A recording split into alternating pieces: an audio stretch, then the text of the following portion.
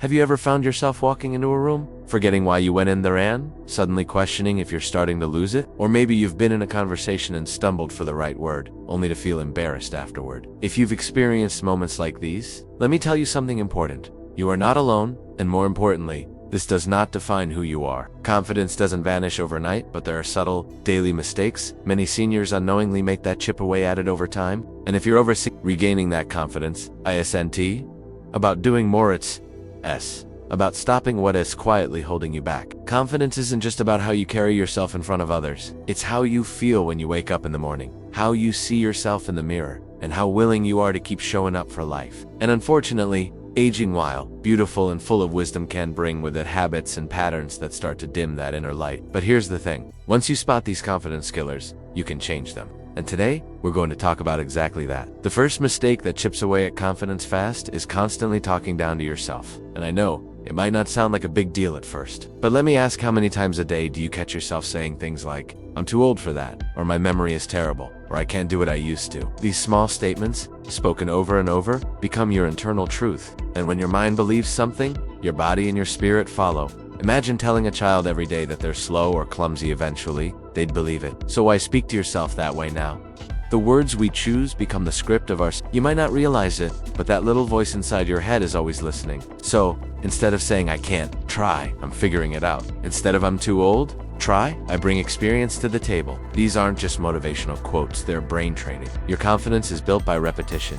The more you hear yourself speak with kindness and capability, the more you'll believe in yourself again. Don't give your inner critic the microphone every day. Talk to yourself like you would a dear friend, because you deserve that same care. Another major mistake that quietly drains confidence is withdrawing from social situations. It starts subtly. Maybe you decline one gathering because you're tired. Then you skip another because you worry you might not follow the conversation. Before you know it, you've built a habit of saying no. Isolation doesn't just lead to loneliness, it convinces you that you don't belong anymore, that you have nothing valuable to contribute.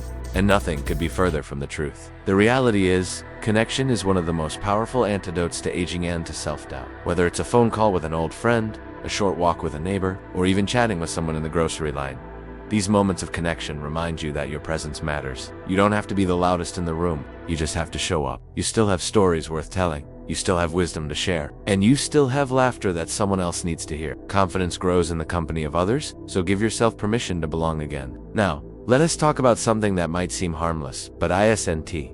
Comparing yourself to your younger self. Maybe you look at old photos and think, "Wow, I was so sharp back then," or "I used to be able to do that, no problem." And while there's nothing wrong with reminiscing, staying stuck in who you were can make you forget how valuable you are now. You are not the same person you were at 30, and that's not a bad thing. You've gained experiences, insight, and resilience. Your journey didn't stop when your hair turned gray or your pace slowed a little. Confidence doesn't come from fitting into who you used to be. It comes from embracing who you are right now. Think about all the things you've overcome, the moments you didn't think you'd get through, but did anyway. That strength isn't behind you. It's still inside you. So, instead of mourning what's gone, celebrate what remains. Your age is not a limitation. It's a testament to how far you've come. In the moment you stop fighting time and start owning your age, the moment confidence starts to bloom again. When you look at yourself with pride instead of pity, everything changes. Your shoulders lift a little higher, your voice sounds a little steadier, and people notice, too.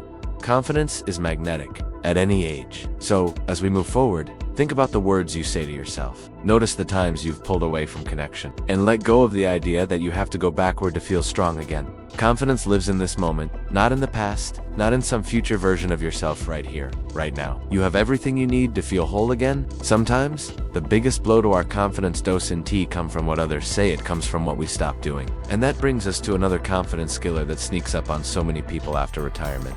Losing your sense of routine and purpose. When you were working, raising a family, or juggling responsibilities, you had a built-in reason to get up in the morning.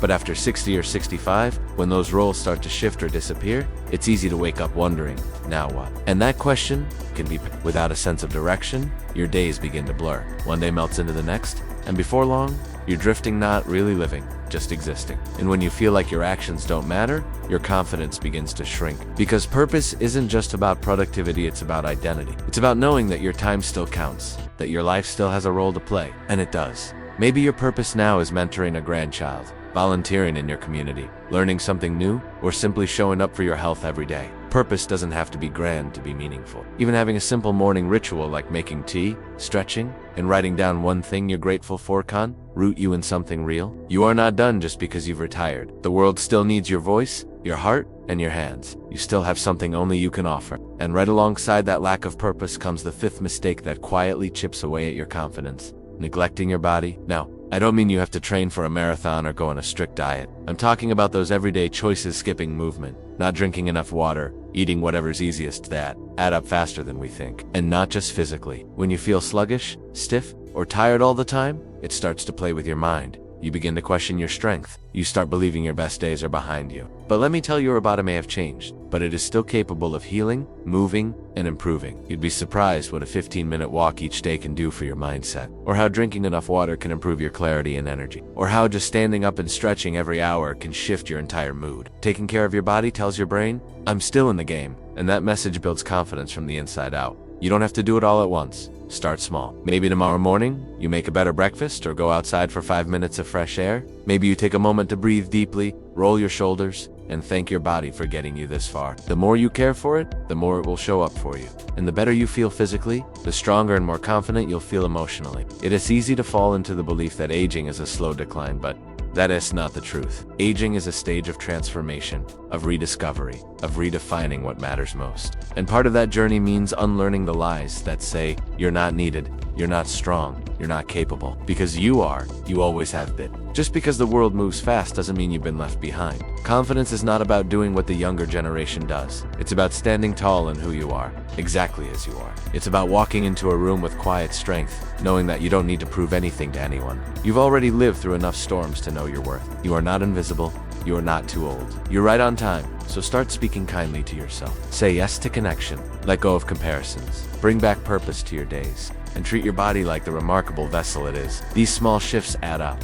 They restore your voice. They bring back that spark in your eyes. And slowly but surely, your confidence will return, not because of something you've gained, but because of something you've because it was never really lost, it was just waiting for you to come back to it. There is one more mistake that quietly robs people of their confidence after 65, and it's when many don't even notice until it has already taken root. It's the habit of downplaying your own story. Over the years, you've collected memories, wisdom, lessons, and experiences that younger generations haven't even dreamed of yet. But somewhere along the way, society starts sending messages like, let the young people speak, or you're past your prime. And slowly, many seniors begin to shrink their presence. You stop sharing your ideas. You keep your stories to yourself. You hesitate to try new things because you feel like it's too late. And that silence, that hesitation, it chips away at your confidence every single day. Because confidence doesn't just grow from compliments or encouragement, it grows from expressing who you are. Your voice matters now more than ever. Not just to inspire others, but to remind yourself that your journey still holds value. Whether you're sharing life lessons with a grandchild, speaking up in a community meeting,